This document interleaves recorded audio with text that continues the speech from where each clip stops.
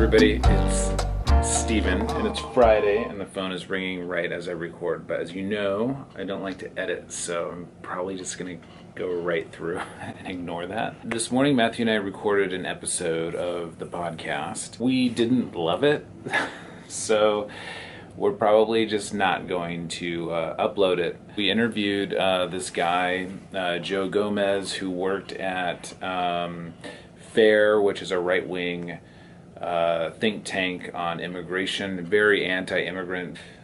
We didn't love the way that it turned out. We're going to put that maybe on the back burner. There is a lot of really important stuff going on in the world of immigration. The New York Times just had a piece about the explosion in detained juveniles at the border. And you know, the crazy thing about this is that unaccompanied juveniles have been coming to the United States for a long time, and we have mechanisms in place that allow them to come and be integrated into their families that are here. They're normally placed in removal proceedings, which means that immediately upon entry, even though they're not detained, they're in a process designed to have them removed. In other words, they're placed immediately into a defensive position, in which case they have to present applications for asylum or other forms of relief. And, those processes work. The sort of growing industry of detaining people, especially children, is not really designed to cure a social ill.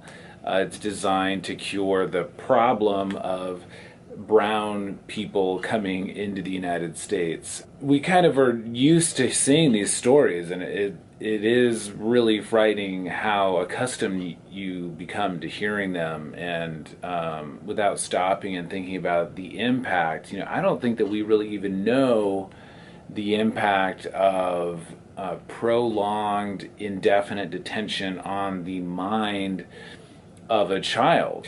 You don't have to be an expert in mental health or psychology to look at, to imagine what would have happened when you were in middle school if suddenly you were locked in a cage and told, we don't know when you're going to get out.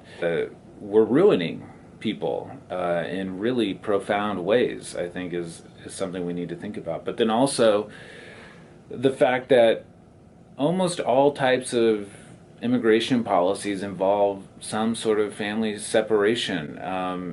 There's the psychological impact of being a child who's detained. But what about the psychological impact of being a child whose father is detained or whose mother is detained? And that happens all the time. And I can't honestly comprehend what it would have felt like to be at a similar age and not know, first of all, if dad's gonna come home ever, if we might have to relocate to a foreign country that I've never been to or that I don't know or understand. It got me thinking about this book that I read fairly recently called Defiant Braceros, which is about the early bracero program. Basically, during World War II, we brought over a lot of Mexican farm workers because there was a labor shortage due to the war. And to this day, we have temporary agricultural visas for people to come from Mexico and Central America to work seasonal jobs. This book talked about the social impact of the family separation. You were taking thousands of Mexican men out of Mexico, away from their families, their wives, their children. And I'd never really thought about how those visas, the temporary agricultural visas or the Bracero program, are a form of family separation because the wives and children are not allowed to come. They've got to stay over there. And our congressman, his big idea, his big fix for immigration reform is to just have more agricultural visas. Let's deport everyone who's already here, and then we'll bring over more people from Mexico on a seasonal basis. We'll put them in camps and have them do the work, and then we'll just ship them back. This is sort of like the grown-up Republican proposal that's out there, and even that is a form of family separation, and it really loses sight of, I think, the impact that has on culture and society.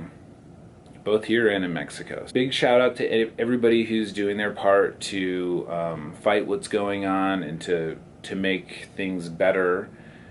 You know, it's a tough one. It's sort of unrelenting, the bad news. Keep up the good work, everybody. Sorry there won't be a show today, but you'll get this sort of rambling video, I guess. Somebody told me I should do video. I don't know.